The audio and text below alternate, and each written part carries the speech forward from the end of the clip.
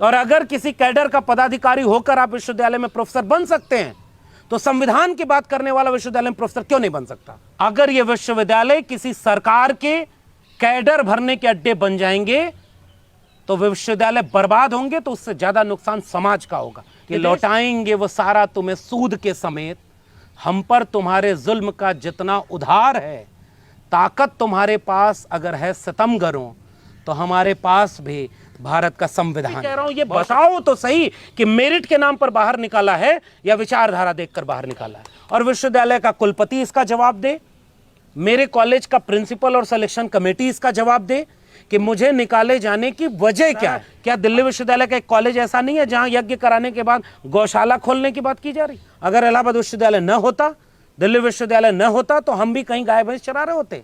14 साल जिसने उस कॉलेज में पढ़ाया, उसको वहां से हटाकर एक ऐसे व्यक्ति को रखा गया है जिसने कभी डिग्री कॉलेज में पढ़ाया ही नहीं, उसके पास कोई एक्सपीरियंस ही नहीं है।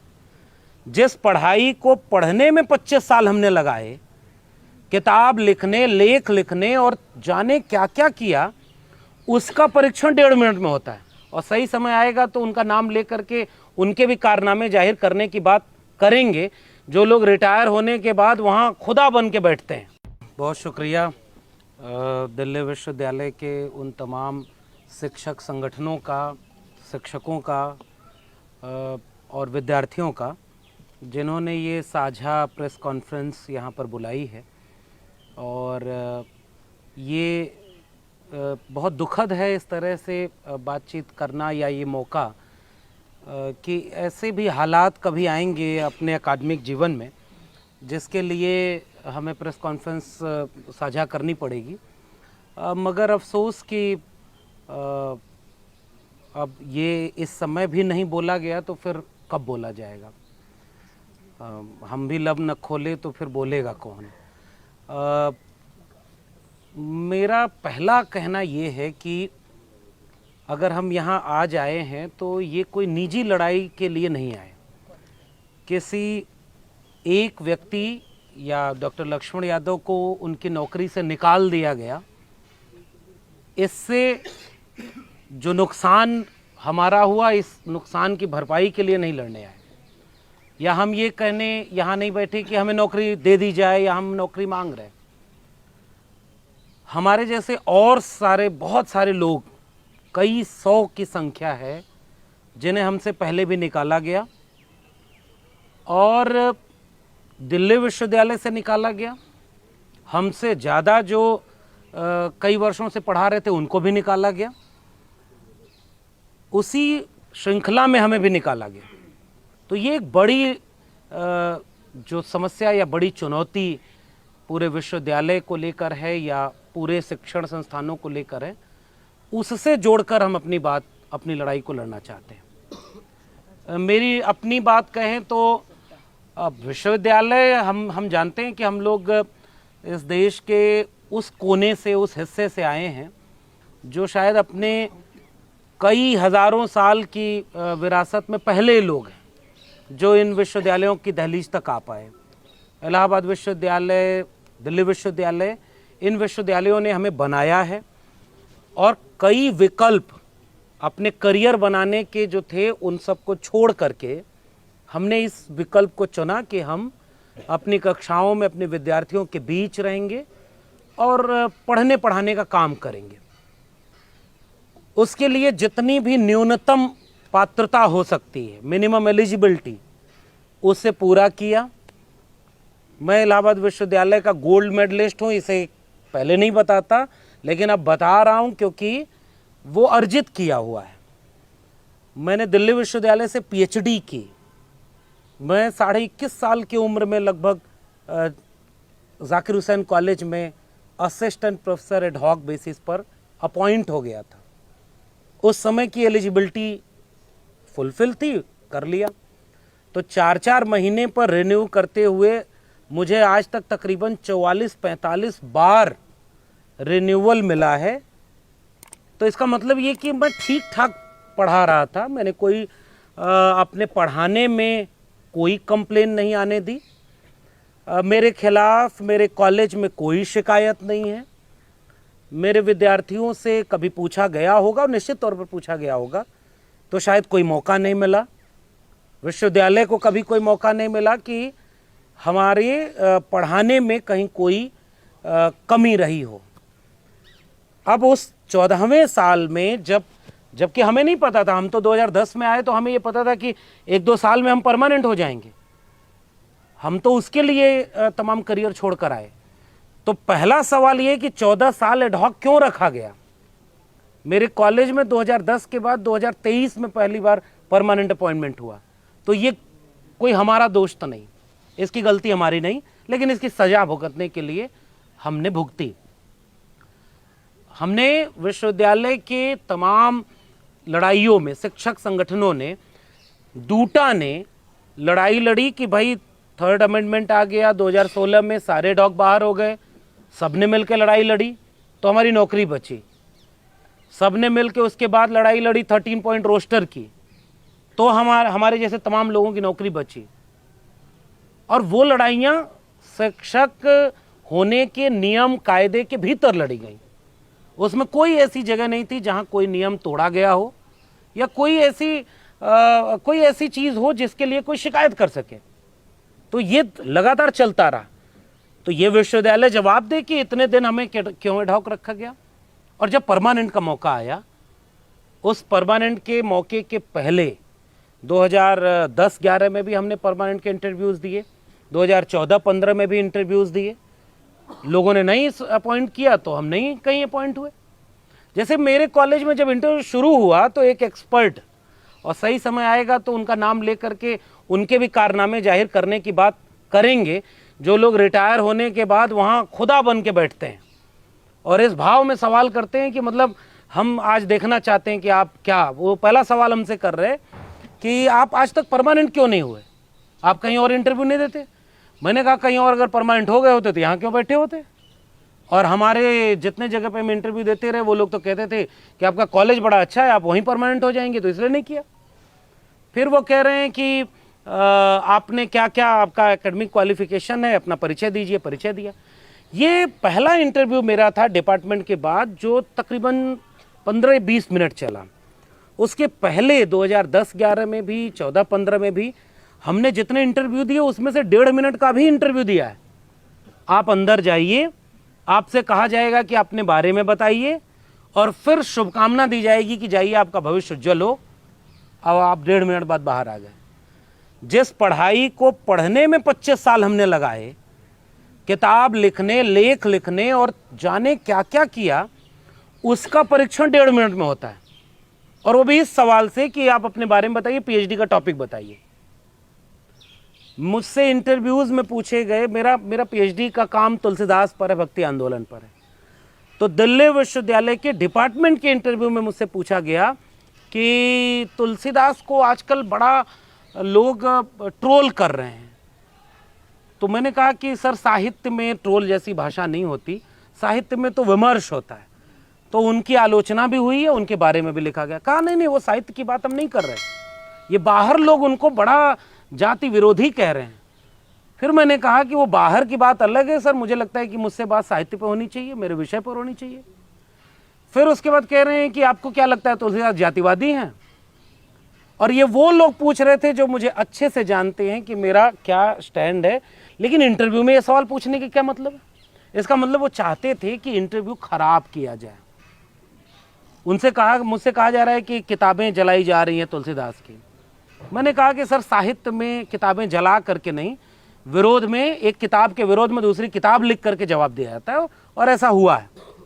और ये सारी चीज़ें इसलिए हो रही हैं क्योंकि कुछ लोगों के लिए तो वो एजेंडा बनाकर बैठे थे। तो मेरे कॉलेज में भी वो इंटरव्यू हुआ और मेरे कॉलेज का इंटरव्यू अच्छा रहा। मतलब मैं तो चाहूँगा कि मेरे कॉलेज का प्रिंसिपल और उस प्रिंसिपल की ये भी जांच कराई जाए कि किस सांस्कृतिक संगठन का कौन सा प्रभार उसको मिला हुआ है। ये मैं आरोप लगा रहा हूँ।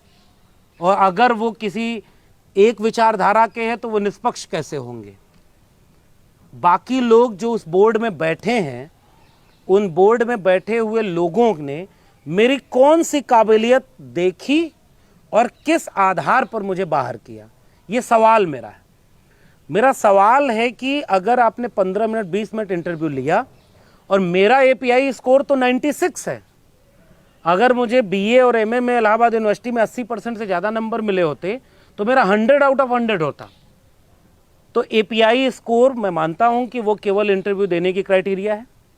तो इंटरव्यू देने की क्राइटेरिया के बाद क्या उसका कोई मतलब नहीं है? एपीआई स्कोर 96, मुझसे ज़्यादा एपीआई स्कोर वाला शायद उस इंटरव्यू बोर्ड में और कोई नहीं था। मैं इलाहाबाद यूनिवर्सिटी का गोल्ड मेडलिस्ट, मेरा टीचिंग एक्सपीरियंस 14वें साल का, 14 साल 14 बैच को हमने पढ़ाया है और हमारे पढ़ाए हुए लोग बहुत जगह पे गए। उनकी डिग्रियां तो फेक नहीं होंगी, उनको तो हमने पढ़ाया है और आपने 44-45 बार हमें रिन्यूअल दिया है। इसका मतलब हम शिक्षक थे और अच्छे शिक्षक थे, कहीं से शिकायत भी नहीं थी। तो उस एक्सपीरियंस को भी किनारे करके अंतिम निर्णय जब लिया जा रहा है तो अंतिम निर्णय ये लिया जा रहा है कि उनको इल्हाम हुआ है कि इनको नहीं करना है। क्यों नहीं करना है? मतलब मैं ये जानना चाहता हूं और आज की प्रेस कॉन्फ्रेंस के जरिए देश भर में जो लोग इससे देखें, इस बात को सुने, वो अपने देश के हुक्मरानों से कम इस सवाल तो पूछें कि एक सेंट्रल यूनिवर्सिटी में किसी असिस्टेंट प्रोफेसर को अपॉइंट करने की शर्त क्या है, नियम क्या है। उसका नियम अगर उसके पब्लिकेशन को देखना है, उसके रिसर्च वर्क का एग्जामिन करना है, उसके एक्सपीरियंस को देखना है, उसकी मेरिट देखनी है, तो उस मेरिट पे मुझे जवाब दिया जाए कि कहां कमी मेरी थी। सवाल नंबर 1। सवाल नंबर 2, मुझे क्यों नहीं करना है, इसकी वजह बताई जाए। इसकी वजह बताई जाए कि मैंने कौन सा दिल्ली विश्वविद्यालय का नियम तोड़ा, और अगर मैंने दिल्ली विश्वविद्यालय का कोई नियम तोड़ा तो आज तक विश्वविद्यालय ने मुझे कोई नोटिस क्यों नहीं दिया। मैंने कॉलेज में अगर विद्यार्थियों को पढ़ने पढ़ाने में कहीं भी कोई कमी थी तो मेरे कॉलेज ने कभी मेरे ऊपर कोई नोटिस क्यों नहीं दिया। फिर अगर ये नोटिसें नहीं थी तो आपने क्यों कहा कि इसको नहीं करना है, ये मेरा सवाल है। और नहीं करने की वजह बताने के बाद अब मैं दूसरे सवाल पर आ रहा हूं, मेरी जगह किसको किया गया है। 96 वाले एपीआई के कैंडिडेट को हटाकर एक ऐसे कैंडिडेट को वहां रखा गया है जिसका एपीआई 50 या 55 है। 14 साल जिसने उस कॉलेज में पढ़ाया उसको वहां से हटाकर एक ऐसे व्यक्ति को रखा गया है जिसने कभी डिग्री कॉलेज में पढ़ाया ही नहीं, उसके पास कोई एक्सपीरियंस ही नहीं है। मैंने कोई जुगाड़ नहीं लगाया, किसी के नहीं, क्योंकि हम तो समझते थे कि एजुकेशन सिस्टम में मेरिट सब कुछ होती है, फिर जुगाड़ क्या होता है, ये तो हम सवाल पूछना चाहते हैं। आप अगर परमानेंट अपॉइंटमेंट कर रहे हैं तो आप हमारा एकेडमिक रिकॉर्ड देखेंगे ना, और उस एकेडमिक रिकॉर्ड में कौन सी जगह कम थी, और या हमसे किसी बहुत ब्रिलियंट को किया गया है तो मैं मान लूं। और ये बात हम पूछेंगे कि हमें निकाले जाने की वजह क्या है, और साफ तौर पर यह बताई जाए। हम जानते हैं कि इन्होंने नियम कायदे कानून ऐसे बनाए हैं कि उनको वजह बताने की जरूरत नहीं, एक पन्ने पर लिख दिया जाएगा कि इस पोस्ट पर इनको किया गया, इस पोस्ट पर इनको किया गया, नीचे सारे लोग साइन करेंगे। अगर कोई असहमत है उस बोर्ड में तो मेजॉरिटी से डिसीजन ले लिया जाएगा। तो कम से कम देश में हमें तो पता चले कि हमें निकाले जाने की वजह क्या है। और इसलिए हम ये सवाल पूरे देश के सामने रखना चाहते हैं कि अगर आपके देश के विश्वविद्यालय में बिना मेरिट देखे, बिना किसी तरह की चीज किए एक विचारधारा के लोगों को भरने का काम किया जाएगा तो वो मेरा तो एक नौकरी का नुकसान है, ये देश बर्बाद हो जाएगा, क्योंकि ये पूरा विश्वविद्यालय खत्म हो रहा है। और हम इसलिए बोलने आए हैं क्योंकि इन्हीं विश्वविद्यालयों ने हमें बनाया है। अगर इलाहाबाद विश्वविद्यालय न होता, दिल्ली विश्वविद्यालय न होता, तो हम भी कहीं गाय भैंस चरा रहे होते। इन विश्वविद्यालयों ने हमें बनाया है, संविधान और मंडल कमीशन ने हमें यहां पहुंचाया है। तो हमसे अगर ये नौकरी छीनी जा रही है तो हम तो कल को अपने कमरे में बैठ के पढ़ा लेंगे। और जिस रास्ते ये नौकरी दी जा रही, इसी दिल्ली विश्वविद्यालय में क्या शाखा नहीं लग रही, एक विचारधारा, क्या दिल्ली विश्वविद्यालय का एक कॉलेज ऐसा नहीं है जहां यज्ञ कराने के बाद गौशाला खोलने की बात की जा रही? वो क्या कोई वैचारिक और कोई विश्वविद्यालय के नियम कानून के बाहर की चीज है? कि इस विश्वविद्यालय में ऐसे ऐसे पदाधिकारी नहीं है जो दूसरी जगह भी पदाधिकारी बने हुए हैं, आरएसएस की शाखाओं के पदाधिकारी हैं। विश्वविद्यालय नाम में विश्व जुड़ा हुआ है, ये ग्लोबल नॉलेज के केंद्र थे, यहां हर विचार के लोग अपने मेरिट के आधार पर आते हैं। और क्या विचारधारा देख करके यहां नौकरी दी जा रही है, ये तो हम सवाल पूछना चाह रहे हैं। और विश्वविद्यालय का कुलपति इसका जवाब दे, मेरे कॉलेज का प्रिंसिपल और सिलेक्शन कमेटी इसका जवाब दे कि मुझे निकाले जाने की वजह क्या है। अगर वो वजह मुझे वाजिब लगेगी, मैं चुप हो जाऊंगा, मैं वापस लौट जाऊंगा, अपने खेत खलियान में काम करूंगा। लेकिन मुझे बताया तो जाए कि मुझसे बेहतर किसी को चुना क्या, और मुझे निकालने की वजह क्या थी। और तीसरी बात, इन विश्वविद्यालयों में ये लड़ाई हमारी या हम एक दो लोगों की नहीं है। इस विश्वविद्यालय में वो लोग भी निकाले गए जो चुप थे। और चेगवेरा की वो लाइन कितनी अहम है कि हमने तो कब्रिस्तान में उनकी भी कब्रें देखी हैं जो इसलिए खामोश रहे कि बोलेंगे तो मारे जाएंगे, और इसलिए भी वो मारे गए। तो आप हमें तो कह सकते हो कि हम बोलते थे, और फिर भी कह रहा हूं, इसी विश्वविद्यालय के तमाम प्रोफेसर टीवी पर बैठकर जहर बोलते हैं तो उससे विश्वविद्यालय का नुकसान नहीं है। और हम संविधान की बात करते हैं तो हमारा बाहर बोलना हमारे करियर के ऊपर भारी होगा। ये हम सवाल पूछना चाहते हैं कि अगर हमने बाहर कुछ भी गलत बोला तो हमारे खिलाफ एक भी बात क्यों नहीं है। तो ये बहाना बनाया जा रहा है। और मैं अभी भी कह रहा हूं, ये बताओ तो सही कि मेरिट के नाम पर बाहर निकाला है या विचारधारा देखकर बाहर निकाला है। ये हम सवाल पूछना चाहते हैं। और इसलिए आखिर में इस लड़ाई को, ये निजी लड़ाई नहीं है, ये एक वैचारिक लड़ाई है विश्वविद्यालयों के बचाने की। अगर ये विश्वविद्यालय किसी सरकार के कैडर भरने के अड्डे बन जाएंगे तो विश्वविद्यालय बर्बाद होंगे, तो उससे ज्यादा नुकसान समाज का होगा, ये देश बर्बाद हो जाएगा। आज जो लोग आरएसएस की विचारधारा के हैं, जो रिटायर होने के मुहाने पर हैं, उनकी नौकरी तो तब लगी होगी जब बीजेपी की सरकार नहीं थी। तो उनको नौकरी कौन दिया? वो तो दूसरे की सरकार में नौकरी लिए। और आज ये देख रहे हो कि हमारी संघ की शाखा में हमारे तमाम लोगों को वहां पर बिठाया, और जिनको संघ की शाखा में, मैं तो आज भी कह रहा हूं, मेरी जगह जो अपॉइंट हुआ है उसको पता लगाया जाए वो किसी टीचर की पत्नी है क्या? ये मैं तो सवाल पूछ रहा हूं। वो किसी कैडर की पदाधिकारी है क्या? और अगर किसी कैडर का पदाधिकारी होकर आप विश्वविद्यालय में प्रोफेसर बन सकते हैं तो संविधान की बात करने वाला विश्वविद्यालय में प्रोफेसर क्यों नहीं बन सकता? और इसलिए मैं कह रहा हूं, मेरा सवाल है, मैं एकेडमिक सवाल पूछ रहा हूं कि एकेडमिकली मेरे अंदर क्या कमी थी, उस इंटरव्यू बोर्ड को क्या दिखा जिसकी वजह से वो मुझे बाहर निकाला गया। और हम इस लड़ाई को किसी व्यक्ति की लड़ाई नहीं, हम जानते हैं कि हम बोलने आए हैं तो इसके बाद फिर कभी मौका मिलेगा या नहीं, लेकिन इसलिए बोल रहे हैं कि अगली बार इसी देश में रोहित वेमुला को सांस्थानिक हत्या का शिकार होना पड़ा, डॉक्टर पायल तड़वी को शिकार होना पड़ा, इसी देश में 400% जो फीस बढ़ाई गई इलाहाबाद यूनिवर्सिटी की, जो बच्चे आंदोलन के वो जेल में हैं। इस देश में प्रोफेसर हनी बाबू जेल में हैं। तो प्रोफेसर के ऊपर जेल मुकदमा सब कुछ हो रहा है। हम तो फिर भी यहाँ इतने प्रिविलेज हैं कि यहाँ आज़ाद बैठे हैं और अपने लिए लड़ने आए। लेकिन अब हम चाहते हैं कि ये लड़ाई, आज मैं उन अपने तमाम शिक्षकों का, और दिल्ली विश्वविद्यालय में तो शायद ये बहुत अनूठा है कि मेरे कॉलेज में मेरे विद्यार्थी प्रोटेस्ट कर रहे हैं।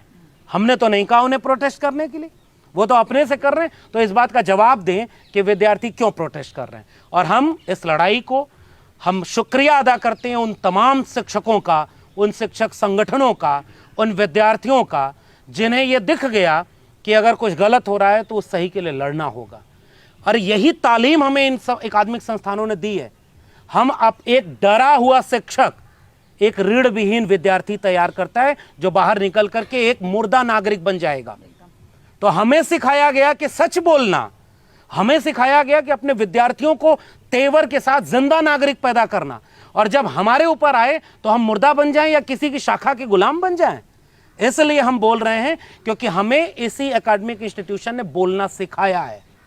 और ये बात मैं कह के अपनी बात खत्म करूंगा कि हम इस पूरे लड़ाई को एक आंदोलन की शक्ल देना चाहेंगे। हम चाहेंगे कि हमारी तरह जो हजारों लोग इस विश्वविद्यालय से निकाले गए वो भी अपना डर छोड़ें और आए सामने। हम मिल करके अपने लिए, अपने हक के लिए लड़ेंगे।